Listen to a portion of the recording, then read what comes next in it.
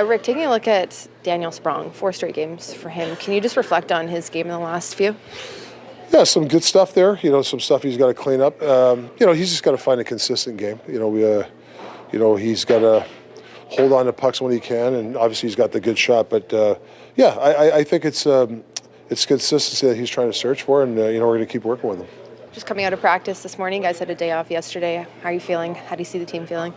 Yeah, I thought it was a good practice. I mean, we haven't had many practices.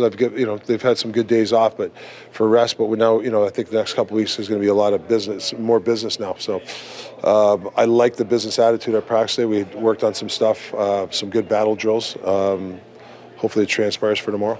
Does Puce have in his game that allows him to go all over the lineup, play wing, play center, but especially as we saw last year, he seemed really effective in the top 6 as a winger last game? Yeah, I would say hockey IQ. I think that's one thing that he's really good at. Like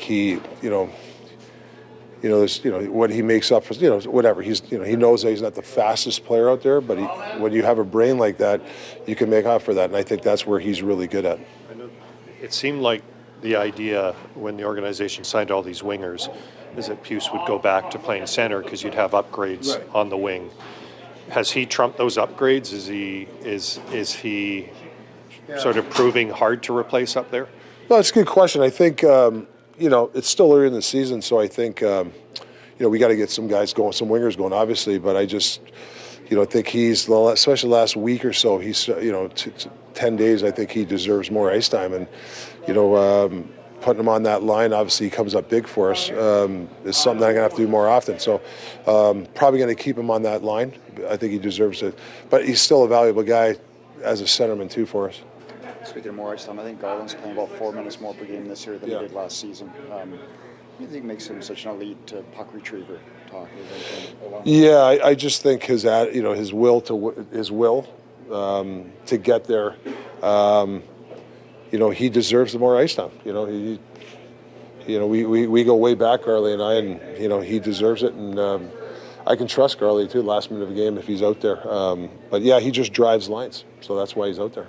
Based on the practice lines today, you don't have, with Puce shifting to wing, you don't have an experienced NHL center. But do you view Baines as a potential option to play the middle among your current fourth-line options? Yeah, to play center, I mean? Yeah.